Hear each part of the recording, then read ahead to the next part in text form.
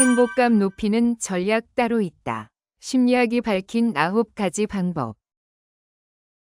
행복하기 위해 실천할 수 있는 방법에 어떤 게 있을까? 지금보다 더 행복해지기 위해 실천할 수 있는 방법에 어떤 게 있을까? 최근 캐나다 브리티시 컬럼비아대 심리학과 연구진은 행복감을 높일 수 있는 방법에 관한 기존의 여러 연구를 검토해 행복감을 높이는 데 효과가 있는 전략을 찾아낸 결과를 심리학 연내 리뷰 발표했다. 해당 연구에서 밝힌 행복감을 높이는 효과가 있는 것으로 검증된 전략을 미국 심리학 전문 매체 사이콜로지 투데이가 정리한 내용을 바탕으로 소개한다. 감사 실천하기. 감사 실천하기가 장기적으로 주는 이점에 대한 연구는 여전히 진행 중이지만 지금까지의 연구에 의하면 감사의 마음을 담는 편지를 쓰거나 문자 메시지를 보내는 등 감사를 표현하는 행동이 행복감을 빠르게 높일 수 있다. 그리고 그 효과는 최대 하루 동안 지속될 수 있는 것으로 나타났다. 사교성 기르기. 소속감의 욕구를 충족시킨다는 점을 고려할 때 사람들은 연인관계나 가까운 친구처럼 친밀한 관계를 떠올리는 경우가 많다. 하지만 낯선 사람과 사귀는 것도 유익하며 행복감을 높일 수 있다. 특히 교류하는 동안 적극적으로 행동하고 말을 많이 하는 등 외향적으로 행동할 때 효과는 더욱 높다. 행복한 것처럼 행동하기.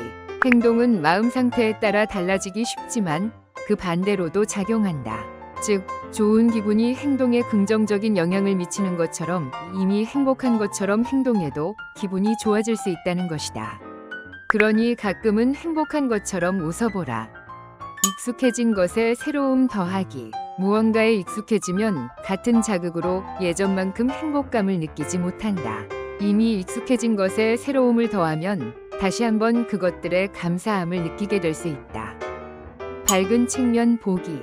긍정적으로 생각하는 사람은 같은 상황을 보더라도 희망적인 면을 발견할 가능성이 높다.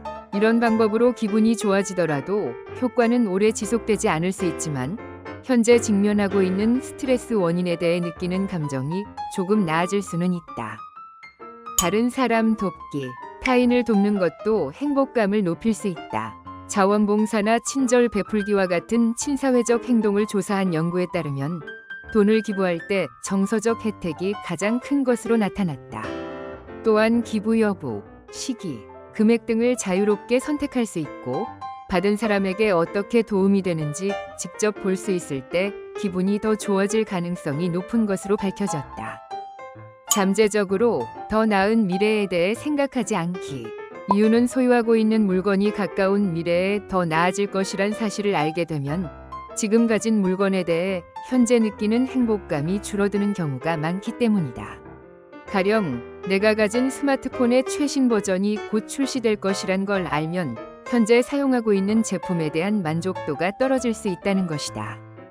불쾌한 일에 시간 덜 쓰기. 청소, 빨래, 설거지 등 집안일을 즐기지 않는 사람이라면 이런 일에 시간을 덜 할애할수록 행복감이 높아질 수 있다. 한 가지 방법은 완벽해야 한다는 욕심을 버리고 빨리 끝내버리는 것이다. 또 다른 방법은 비용을 지불하고 다른 사람에게 위임하는 방법이 있다. 한 연구에 따르면 사람들은 물건을 구매했을 때보다 시간을 절약할 수 있는 곳에 돈을 쓴 후 더 큰 행복감을 경험한 것으로 나타났다. 휴대폰과 소셜미디어 현명하게 사용하기. 스마트폰 사용을 제한하는 것도 기분을 좋아지게 하는 또 다른 방법이다. 가령 친구들과 만났을 때 휴대폰을 계속해서 확인하지 않는 것으로 그 시간에 집중할 수 있고 즐거움이 높아질 수 있다.